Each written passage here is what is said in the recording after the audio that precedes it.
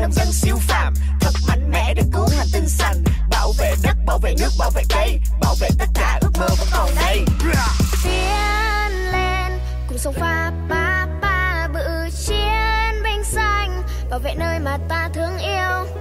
Có cun là tự nhiên có sức mạnh, cùng theo cun bay khắp nơi, cứu nhanh